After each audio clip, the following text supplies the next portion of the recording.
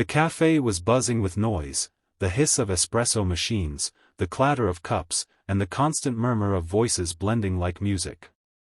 Rain poured outside, filling the windows with streaks of water, while inside, it was warm and packed. Every table was taken, and the only free chair sat across from a woman who was too deep into her laptop to notice the man standing nearby. "Excuse me," he said gently, voice calm but laced with exhaustion. "Would you mind if I sit here for a few minutes? Just until something opens up?" She looked up, blinking away her thoughts. Her eyes met his, a tall man, mid-30s, wearing a slightly damp coat and a polite smile.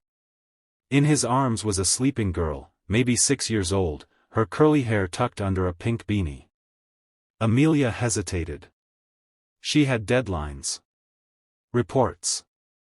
Stress. She didn't have time for strangers. But something about the girl's peaceful face, or maybe the weariness in the man's eyes, softened her. She nodded and smiled. "Of course. Go ahead." He mouthed a thank you and sat down slowly, careful not to wake his daughter. Amelia tried to refocus on her work, but her curiosity was piqued. He wasn't dressed fancy, just plain jeans, a sweater, worn shoes. The kind of man you might overlook in a crowd. Yet his posture was confident, his presence, calm. And the way he kept checking on his daughter, tucking a strand of hair behind her ear, it stirred something in Amelia's heart. After a few silent minutes, she asked, "She's beautiful. What's her name?" "Lena," he said, smiling. "She loves pancakes, hates math, and thinks dinosaurs still exist somewhere underground." Amelia laughed. "Sounds like someone I'd get along with." "I'm Jake," he added. "Sorry for intruding on your space." "Amelia. And it's no trouble, really." What started as a polite exchange turned into a surprisingly easy conversation. They talked about childhood, rain, coffee, and how crowded the city was getting. Jake spoke with the kind of warmth that felt rare. Honest, open, but with something guarded just beneath the surface. He never mentioned what he did for a living, and Amelia didn't ask. After about an hour, Lena stirred awake, yawning and blinking at the light.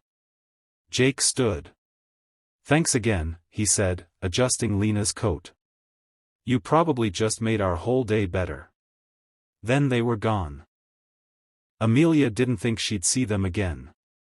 She packed up and left, her heart strangely lighter. Life returned to its routine.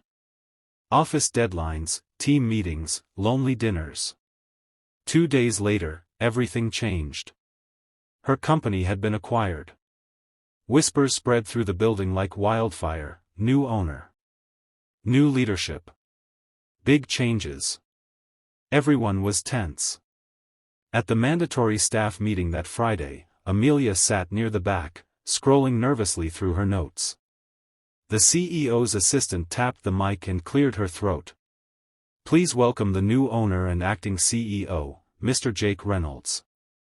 Amelia looked up, and nearly dropped her phone. There he was. Jake. The man from the cafe. Wearing a sleek gray suit. Calm, composed, but now with an air of authority that couldn't be missed. Lena wasn't with him, but the warmth in his eyes when they swept over the room was familiar. His gaze landed on Amelia for a split second. Recognition flickered. He gave a slight smile, but said nothing. Amelia sat frozen. He never told her. Not once. No mention of money, power, success. Over the next few weeks, Jake led the company with unexpected grace. While most feared massive layoffs or restructuring, he focused on improvement. Instead of cutting people, he invested in training, upgraded their tools, and encouraged innovation. Amelia, still shaken from the reveal, tried to keep her distance. She didn't want special treatment. She wasn't sure if their brief cafe moment had meant anything at all. Then came the day he asked her to lead a major product campaign, something that usually went to senior directors. I think you're the best fit, he said calmly in a meeting. You understand people. Not just markets. She agreed, but not without self-doubt. Whispers grew louder. Some co-workers thought she was being favored. Others speculated about their connection. The pressure mounted. One night, after a long workday, Amelia walked to the cafe again. Same spot. Same rain. She didn't expect him to be there, but somehow it felt like the right place to breathe. To her surprise, Jake walked in minutes later, alone this time. You always sit by the window? He asked.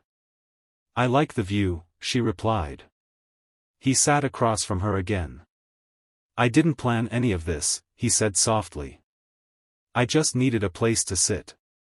You offered kindness without knowing who I was. That meant something to me. I didn't do anything special, she said. Anyone would have done the same. They wouldn't have, he replied. I've had people turn their backs for less. You didn't. You saw me and my daughter as human beings. Not a nuisance. Not a problem. She looked at him, heart pounding. So why didn't you say anything? About who you were? He shrugged. I liked being just a dad. For once, I didn't have to be Jake Reynolds, entrepreneur, investor, CEO. I was just Lena's dad, grateful for a chair. Soon saw that their connection was rooted in something real, something built on honesty, respect, and one unforgettable night of kindness. In the end, it wasn't about titles or jobs. It was about two people crossing paths in a moment of need, one giving shelter, and the other finding hope. That rainy night didn't just save a father and daughter. It sparked a future none of them ever saw coming. The lesson? Kindness costs nothing, but its returns are immeasurable. When you help someone without expecting anything in return, life has a way of returning that kindness in the most unexpected ways.